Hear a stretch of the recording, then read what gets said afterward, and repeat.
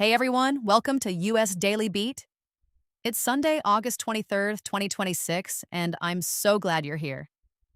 We've got some really interesting stories for you today. Zelensky should be asked what he knew about government corruption. Sacked. Trump says Canada wants benefits of being US state after trade talks collapse. Struggling households need more help with bills, energy industry says. But real quick before we dive in, if you'd like to support the channel, go ahead and subscribe and give this video a like. It genuinely means the world to us, and it's what keeps this show going every single day. All right, with that said, let's get into it. All right, let's kick things off with world news. Ukraine's political pressure cooker just got a little hotter. In a BBC interview, sacked minister Mikhailo Fedorov said President Volodymyr Zelensky should be asked what he knew about corruption inside the government. And he also argued that wartime elections should be held in Ukraine.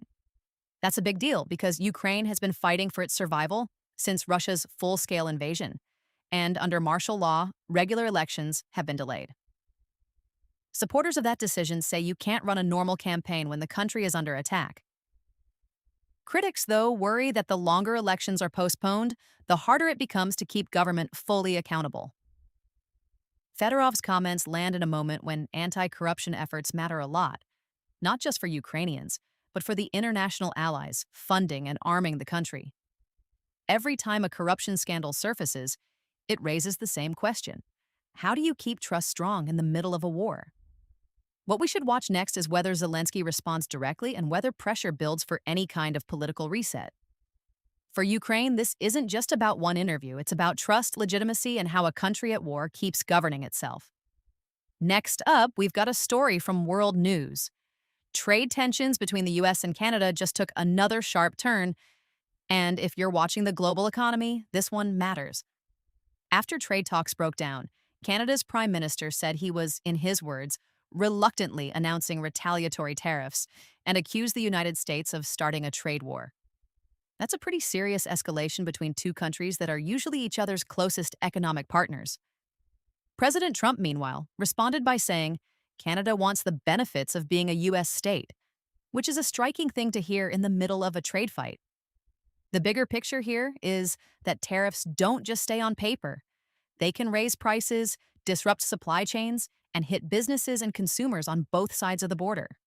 So if you're thinking, okay, but how does this affect me? The answer is potentially through everything from groceries to cars to everyday goods that cross the border. What we'll be watching next is whether this stays a war of words and tariffs, or whether there's any room left for a deal. Right now, neither side sounds especially ready to back down.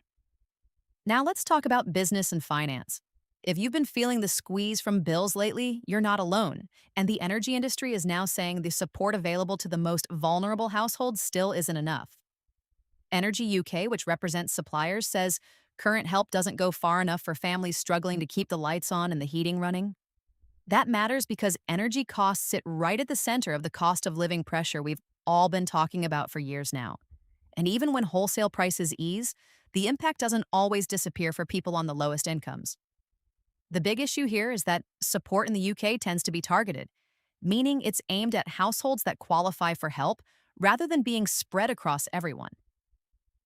Industry groups and campaigners have been arguing for a while that the system is too complicated, too limited, and not always reaching the people who need it most.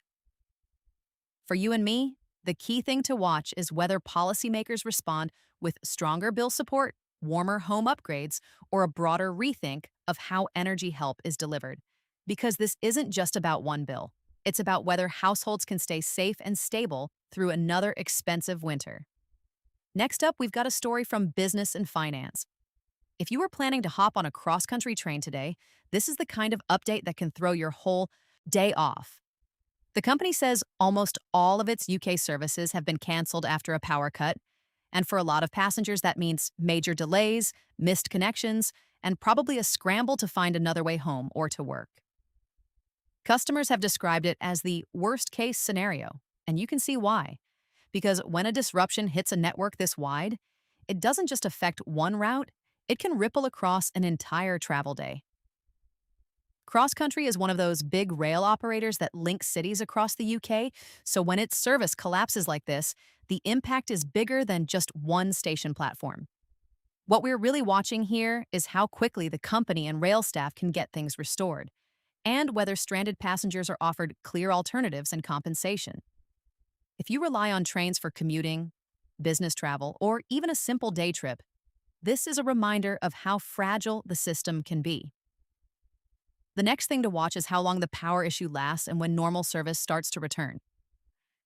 Switching gears here, this one's about technology. If you've ever wondered how close robots are getting to feeling, well, less like lab demos and more like real world machines, Beijing is giving us a pretty vivid answer. At a 5-day robotics conference there, one of the big attention grabbers has been a robot horse and rider, which says a lot about where the industry is headed. Not just wheels and arms, but machines built to move in more human or even animal like ways. Organizers say more than 300 companies are showing off their latest robotics advances at the event, so this is much bigger than one eye catching gadget. It's really a snapshot of how fast the field is moving, especially in China, where robotics is becoming a major focus for manufacturing, logistics, service work, and artificial intelligence. And why should we care? Because the same technologies that make a robot horse look impressive on a conference floor can eventually show up in factories, warehouses, hospitals, and even in your neighborhood. What we're watching next is whether these flashy prototypes can become useful tools people actually rely on. That's the real test. All right, so in technology, a big privacy case is ending with a very big check. TikTok has agreed to pay $400 million to the United States in a settlement tied to claims that it collected a huge amount of data from users under 13. This comes out of a 2024 lawsuit that accused TikTok and its parent company, ByteDance, of gathering vast amounts of data on kids who weren't supposed to be using the app in the first place. And that's really the heart of why this matters. For a lot of us, social apps can feel free because we're not handing over cash. But the trade-off is often our data, and when children are involved, the stakes get even higher. Regulators have been paying much closer attention to how platforms verify ages, what they collect, and how long they keep it.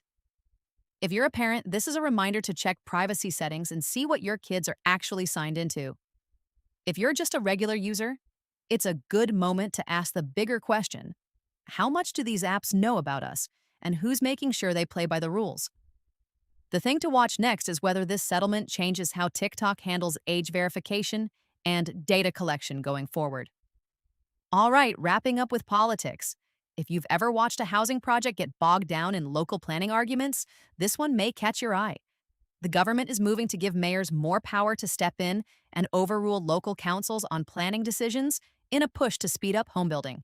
Housing Minister Matthew Pennycook called the change essential, saying it will help mayors effectively deliver new homes. The basic idea here is that the government wants to make it harder for local delays to block developments that ministers say are needed to tackle the housing shortage. For years, planning has been a major bottleneck in the UK, with councils balancing pressure from residents, developers, and local politics. That can mean projects stall for months, sometimes years. So why should we care? Because if this works the way ministers hope, it could mean more homes getting built faster, especially in areas where demand is high and prices